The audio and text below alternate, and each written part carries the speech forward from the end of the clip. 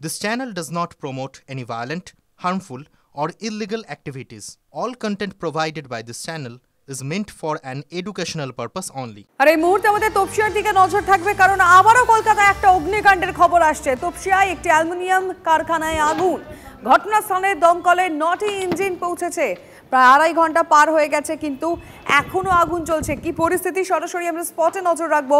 শান্ত ভট্টাচার্য আমাদের প্রতিনিধি রয়েছেন সেখান থেকে। শান্ত, এখন কি অবস্থা সেখানে?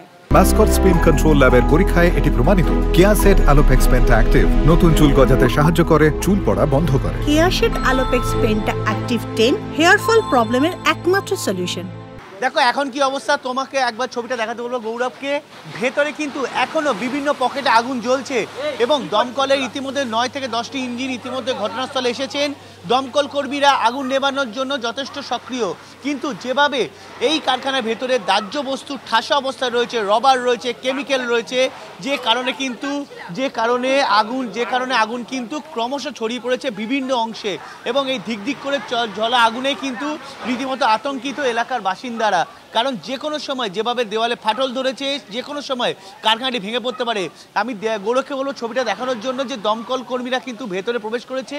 অ্যালুমিনিয়াম এবং রবারের একাধিক জিনিসপত্র থাকায় আগুন কিন্তু নিয়ন্ত্রণে আনতে বেগ পেতে হচ্ছে দমকল কর্মীদের। প্রায় 7:15টায় লেগেছে এই আগুন অ্যালুমিনিয়াম ফ্যাক্টরিতে, প্রায় 10:15টা বেজে গিয়েছে, অর্থাৎ 3 ঘন্টা অতিক্রান্ত। আগুন কিন্তু নিয়ন্ত্রণে এখন আনতে পারেনি দমকল কর্মীরা, যেটা জানা যাচ্ছে। এলাকার বাসিন্দাদের কথায় যখন আগুন জ্বলতে শুরু করে তখন কিন্তু ফ্যাক্টরির একটা সাইডে লেগেছিল, যেহেতু দাহ্য বস্তু ছিল তার জন্য কিন্তু অন্যান্য অংশেও ছড়িয়ে পড়ে, আর সেই কারণেই এখন পর্যন্ত আগুন নেভানো সম্ভব হয়নি। জল অনবরত দেওয়া চলছে। ভেতরে ডিজাস্টার ম্যানেজমেন্টের টিমের যারা কর্মী রয়েছে তারাও এসেছেন। আশপাশের এলাকা থেকে বাসিন্দাদের সরিয়ে নিয়ে যাওয়া হয়েছে। একই সঙ্গে সিএসসি থেকে এলাকার বিদ্যুৎকে কেটে দেওয়া হয়েছে যাতে কোনো রকম সমস্যা না হয়। সব মিলিয়ে এইখানে অবস্থা কিন্তু এখনো ভয়াবহ হয়ে রয়েছে বলে তুমি নজর রাখো। পাশাপাশি নবান্ন সভাঘরের পর কালীঘাটের বৈঠকও কিন্তু ভেস্তে গেল। বৃষ্টির মধ্যে অবস্থান চালিয়ে যাচ্ছেন ডাক্তাররা। ভবিষ্যৎ কি? সূত্রের দাবি যে জুনিয়র ডাক্তারদের ফের বৈঠকের প্রস্তাব পাঠাতে পারেন মুখ্যমন্ত্রী। কাল কি সেই বৈঠক হতে পারে? গুরুত্বপূর্ণ হয়ে দাঁড়াচ্ছে মঙ্গলবারের সুপ্রিম কোর্টের শুনানি। সূত্রের খবর, গীতা লুথরের বদলে আইনজীবী ইন্দিরা জয়সিং জুনিয়র ডাক্তারদের হয়ে সওয়াল করতে চলেছেন সর্বোচ্চ আদালতে।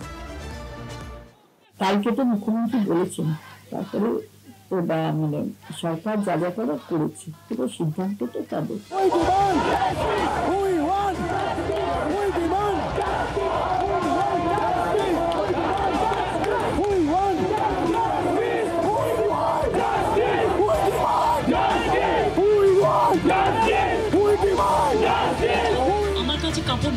সরকার জুনিয়র ডাক্তার টানাপোড়েন, 2 দফায় আলোচনা ভেস্তে গেছে, পথে নেমে লাগাতার আন্দোলনও চলছে, কিন্তু তাতে আলোচনার পথ যে বন্ধ হয়নি সেই বার্তাই দিলেন জুনিয়র ডাক্তাররা। যদি আমাদের কাছ থেকে যে অফিসিয়াল কোনো মেল বার্তা কিছু আসে তাহলে আমরা অবশ্যই যাব এবং দেখা করব। সূত্রের খবর, জট কাটাতে এখনো আলোচনায় আগ্রহী মুখ্যমন্ত্রী। ফের আন্দোলনকারীদের সঙ্গে কথা বলার ইচ্ছা প্রকাশ করেছেন মমতা বন্দ্যোপাধ্যায়। বৈঠকে বসতে চেয়ে আন্দোলনকারীদের ফের ইমেল পাঠানো হতে পারে। আমাদের কাছে এখন অবধি কোনো খবর আসেনি। যদি আমাদের কাছে কোনো মেল বা কোনো খবর আসে তাহলে আমরা অবশ্যই যাব এবং দেখা করব। মঙ্গলবার সুপ্রিম কোর্টের শুনানির আগে জুনিয়র ডাক্তাররা নবান্নের দুয়ার থেকে মুখ্যমন্ত্রীর কালীঘাটের বাড়ি চৌঘাটে পৌঁছলেও শেষ পর্যন্ত দুবারই লাইভ স্ট্রিমিং নিয়ে টানাপোড়েনে ভেস্তে গেছে বৈঠক। তাহলে বরফ গলানোর উপায় কি ছিল? জুনিয়র ডাক্তাররা যাতে কর্মবিরতি থেকে সরে আসেন তার জন্য এরপর কি করবে সরকার? সেই প্রশ্নের উত্তরে বল কার্যত জুনিয়র ডাক্তারদের কোর্টেই ছেড়ে দেন স্বাস্থ্য প্রতিমন্ত্রী চন্দ্রিমা ভট্টাচার্য। আন্দোলনকে সম্পূর্ণভাবে সমর্থন করেছেন মুখ্যমন্ত্রী, কিন্তু তারা যখন বলবেন তখন রাজ্য সরকারকে আসতে হবে, এরকম একটা ন্যারেটিভ তৈরি করা, এটা বোধহয় মানুষের কাছে ঠিক একটা ভালো বার্তা যায় না।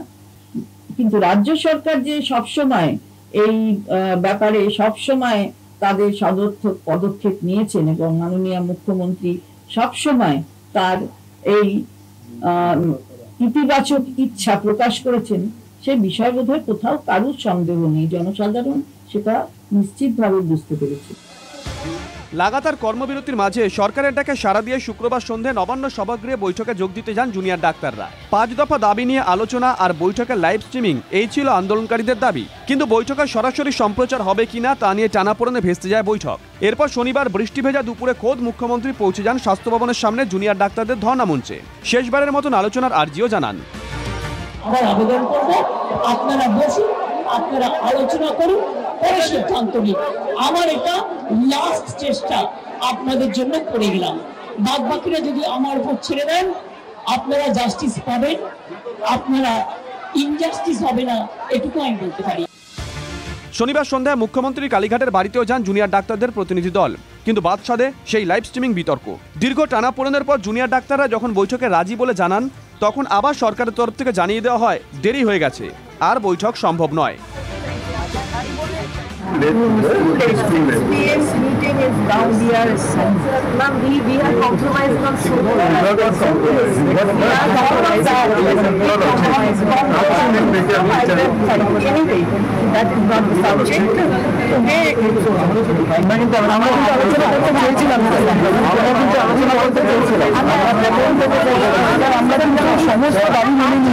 সমস্ত দাবি মেনে নিয়ে আমরা কিন্তু একদম রেডি ছিলাম।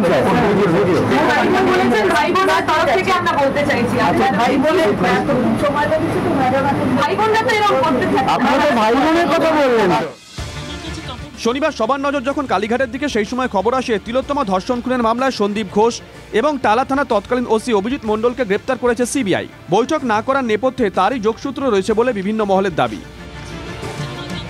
বলুন তো যে একটু আগে এই যে আমাদের সহকর্মী তার রেপ এবং মার্ডার কেসে এই যে সন্দীপ ঘোষ এবং টালা থানার ওসি গ্রেপ্তার হয়েছে, এই খবরটা ওরা পেয়েছে, তাই ওই মিটিং করার। টালা থানার ওসি এবং সন্দীপ ঘোষের গ্রেপ্তারির খবর পেলাম, তখন বুঝতে পারলাম দেরিটা কেন হয়েছে। এই দুটো খবর মাননীয় মুখ্যমন্ত্রীর কাছে আগেই পৌঁছে গেছিল, মিডিয়ার কাছে পৌঁছানোর আগে বা আমাদের কাছে পৌঁছানোর আগে।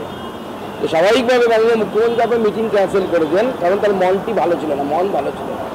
তাই উনি চিন্তায় পড়ে গেছিলেন যে এরপরে সিবিআইয়ের হাতটা কার দিকে এগোবে। মঙ্গলবার তিলোত্তমা ধর্ষণ খুনের তদন্তের শুনানি রয়েছে সুপ্রিম কোর্টে। সূত্রের খবর, আইনজীবী গীতা লুথরার বদলে জুনিয়র ডাক্তারদের পক্ষে শুনানিতে অংশ নেবেন বর্ষিয়ান আইনজীবী Indira Jaising. Bureau report, TV9 Bangla.